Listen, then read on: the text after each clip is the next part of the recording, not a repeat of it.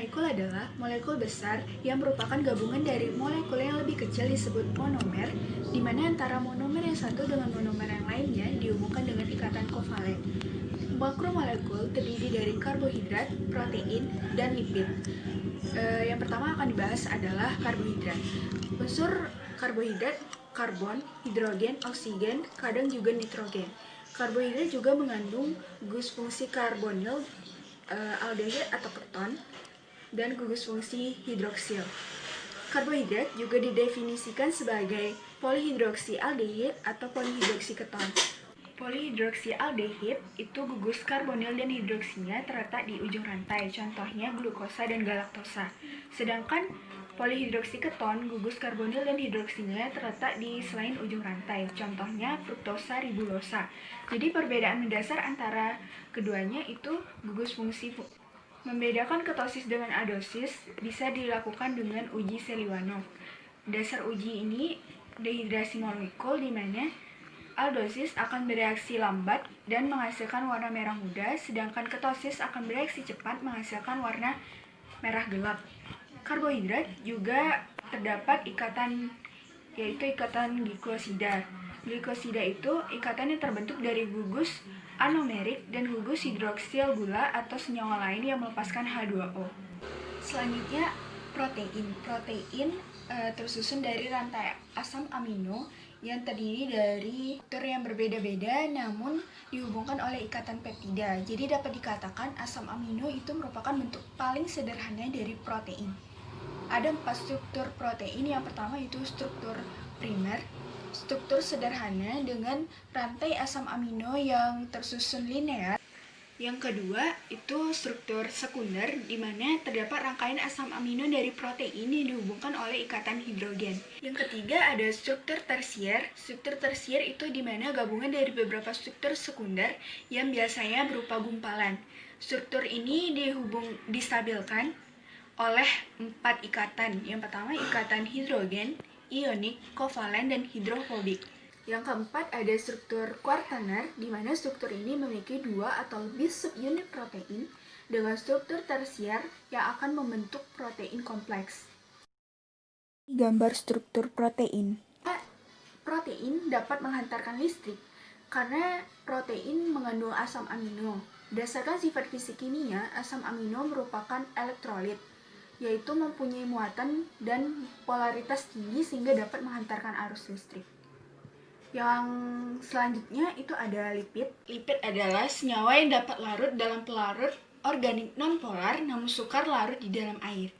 Bangunan lipid adalah asam lemak dan gliserol. Lalu apakah lipid dengan minyak atau lemak sama? Berbeda.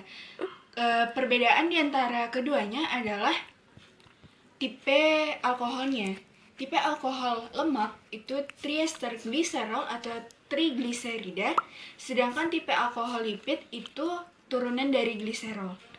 Lipid juga dibagi lagi ke dalam 3 golongan besar, di mana lipid sederhana salah satunya adalah lemak. Jadi dapat dikatakan lemak merupakan bagian dari lipid, namun lipid belum tentu lemak. Lalu apa perbedaan lemak dengan minyak? Perbedaan keduanya terletak pada asam pembentuknya. Lemak itu terbentuk dari asam lemak jenuh dan gliserol, sedangkan minyak dari asam lemak tak jenuh dan gliserol. Yang kedua itu titik lelehnya. Titik leleh lemak lebih tinggi daripada minyak, sehingga pada suhu kamar lemak berwujud padat sedangkan minyak berwujud cair. Lemak dengan minyak ini juga memiliki isomer, yaitu isomer cis trans, khususnya pada lemak tak jenuh, karena lemak tak jenuh memiliki ikatan rangkap. Ikatan rangkap ini dapat membentuk isomer cis trans. Apakah minyak dapat larut di dalam air? Tidak bisa, karena air merupakan senyawa polar, sedangkan minyak merupakan senyawa nonpolar. Jadi keduanya tidak dapat bersatu atau tidak dapat larut secara homogen. Hal ini berdasarkan pada konsep like dissolve like, di mana senyawa polar dapat larut dengan senyawa polar, sedangkan nonpolar dapat larut dengan senyawa nonpolar. Lalu bagaimana cara melarutkan minyak dengan air? Itu dengan emulsifier. Emulsifier alami itu telur. Air ditambah telur ditambah minyak akan menghasilkan larutan koloid. Lalu mengapa emulsifier dapat melarutkan minyak dengan air? Karena emulsifier merupakan senyawa organik yang memiliki dua gugus, yaitu polar dengan non-polar. Bagian polar terionisasi negatif dan bagian minyak juga terionisasi negatif. Minyak kemudian tolak menolak sehingga dua zat yang tadinya tidak dapat larut dapat menjadi larut dan stabil. Sebelumnya kita harus tahu dulu karakteristik inframerah. Yang pertama itu tidak dapat dilihat oleh mata, yang kedua tidak dapat menembus materi yang tembus pandang, yang ketiga itu dapat ditimbulkan oleh komponen yang dapat menghasilkan panas. Yang keempat, panjang gelombang berlawanan dengan suhu.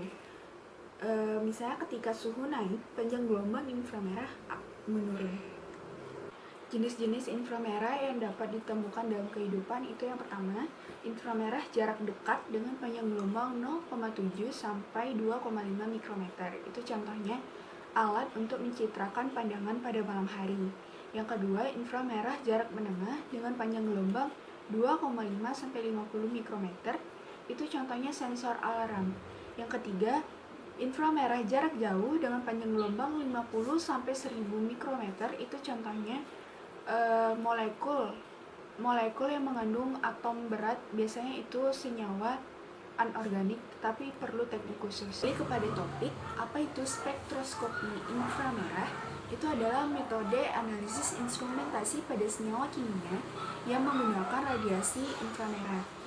Pengukuran spektrum inframerah dilakukan pada cahaya inframerah jarak menengah.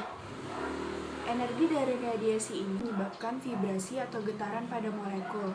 Metode ini berguna untuk mengidentifikasi senyawa organik atau organometalik.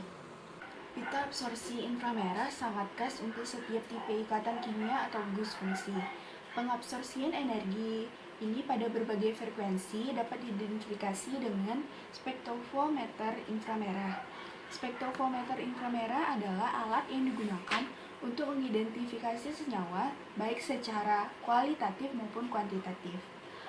Analisis senyawa secara kualitatif dengan spektrofometer inframerah adalah dengan melihat bentuk spektrumnya, yaitu melihat puncak-puncak spesifik yang menunjukkan gugus fungsional dari suatu senyawa. Sedangkan analisis kuantitatif dengan spektrofometer inframerah yaitu dengan menggunakan senyawa standar yang dibuat spektrumnya pada berbagai konsentrasi. Penggunaan spektrofometer inframerah dalam analisis kuantitatif itu kebanyakan digunakan untuk menganalisis kandungan udara. Misalnya, udara mengandung polutan seperti CO, terus metil etil keton, metanol, dan sebagainya itu dapat dianalisis dengan alat ini. Vibrasi molekul itu dapat terjadi pada semua senyawa organik, tetapi tidak semua dapat terdeteksi oleh spektrofometer inframerah. Jumlah frekuensi yang melewati senyawa itu dapat diukur sebagai transmitasi. Presentase transmitasi bernilai 100 jika semua frekuensi diteruskan tanpa adanya senyawa yang diserap. Molekul organik yang dapat menerima radiasi inframerah disebut molekul aktif inframerah. Jenis-jenis vibrasi pada spektroskopi inframerah itu yang pertama, vibrasi ulur. Vibrasi yang mengakibatkan perubahan panjang ikatan dalam suatu molekul pada bidang datar.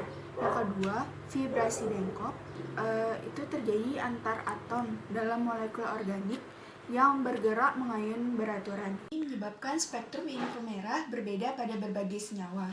Penggunaan spektrum inframerah untuk mengidentifikasi senyawa hanya bisa dilakukan jika spektrum senyawa pembanding diukur pada kondisi yang sama dengan daerah sidik jarinya. Daerah sidik jari adalah daerah khusus mengidentifikasi gugus fungsional di mana setiap senyawa memiliki absorpsi yang berbeda. Sekian penjelasan saya pada video kali ini. Terima kasih.